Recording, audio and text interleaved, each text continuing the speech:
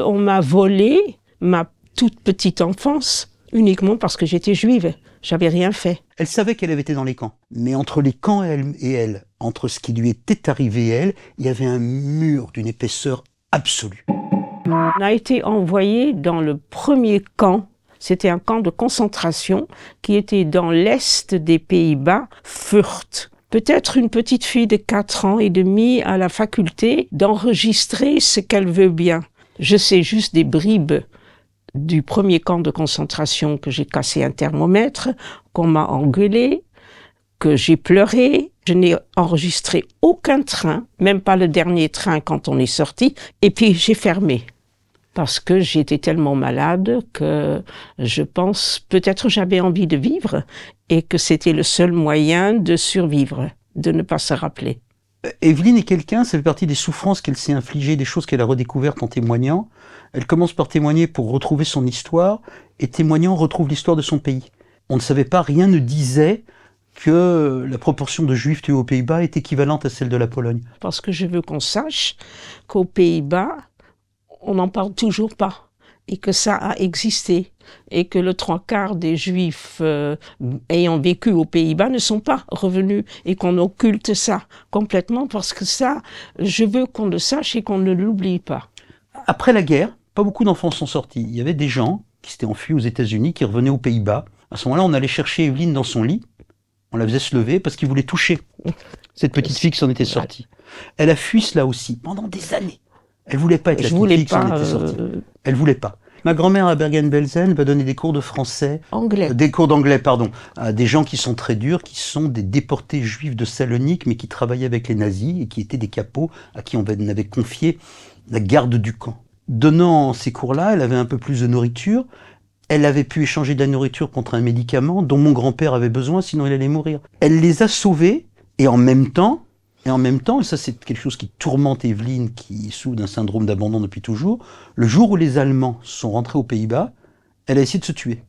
Il y a eu beaucoup de suicides ce jour-là, surtout des médecins. Il y a un coin dans le cimetière à Amsterdam où il y a des tombes, tous morts le même jour, le jour de l'entrée. Des Juifs allemands réfugiés qui voyaient brusquement le monstre les rattraper. Voilà. Et je me suis toujours demandé comment elle a pu essayer de se tuer et de me laisser seule avec mon père. Et mon père l'a découvert, lui a sorti la tête du four. Et après, elle l'a rattrapée. Et après, elle l'a rattrapée. Avec la même force, parce que ma mère était une force. Elle allait à travers les murs pour atteindre un but. Quand j'étais petite, je me disais très fort, quand j'ai très peur de quelque chose, les choses n'arrivent pas. Et je me suis défendue d'être très heureuse, parce que dans ma tête d'idiote, quand on est très heureux, après quelque chose arrive et il faut presque mériter un bonheur total. Et donc on paye. Voilà, je paye chaque instant où peut-être je n'ai pas le droit. J'essaye de ne plus le faire, mais c'est très compliqué. Quand je suis petit, j'ai 3-4 ans, elle me retire de l'école maternelle parce qu'elle pense que j'y suis malheureux. C'est l'âge auquel elle a été déportée et séparée de ses parents. Je n'étais pas plus malheureux que ça. Ça fait de moi un pleutre et un couard toute ma vie. Non. Mais elle, l'idée c'était, à mes enfants il n'arrivera rien. Et bang! Entre 2008 et 2011, le mec de ma sœur meurt, ma femme meurt, mon père meurt. Et c'est après cela que la Shoah lui revient, parce qu'il n'y a pas d'autre choix. Parce que c'était là, ça t'attendait. Et elle est brave, parce qu'elle y va, et elle y va toute seule. Et j'ai pris un amoureux. Voilà. En tremblant que j'allais payer encore, mais que peut-être que j'avais quand même aussi le droit à un bonheur. Ouais, mais attends, c'est un amoureux dont les 2 parents sont morts en déportation. Quand des photographes photographient des vieux déportés, ils sont dedans avec leur bon sourire, ils en sont très fiers. On m'a volé ma toute petite enfance uniquement parce que j'étais juive. J'avais rien fait. Je raconte que ça a existé, puis j'essaye qu'on n'oublie pas qu'il est possible. Je crois que l'antisémitisme, c'est quelque chose, je l'ai eu en France.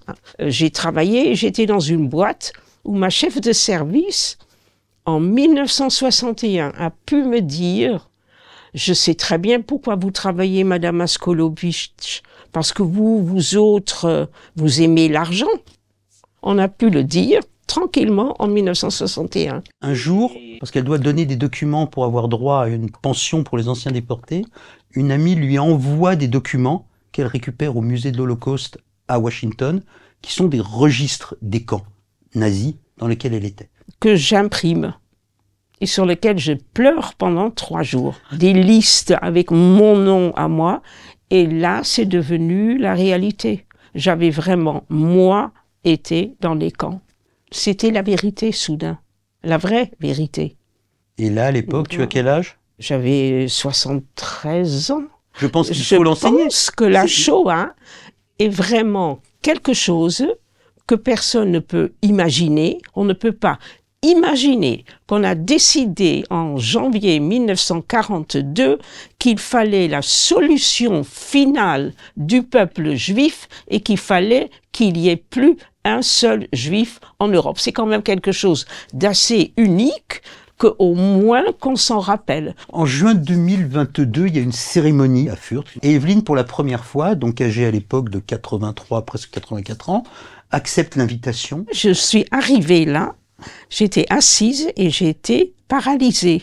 Et là, les enfants, c'est mon truc, j'aime les enfants. Je vais voir une petite fille, un petit garçon, et j'ai dit, c'est vous qui allez présider la cérémonie. Et elle me fait, oui, oui, oui, madame. J'ai dit, t'as peur? Elle me dit, oh oui. J'ai dit, tu sais, j'ai plus peur que toi. J'ai quand même fait mon discours, je sais pas comment. Je l'ai fait, mais le camp, plus jamais.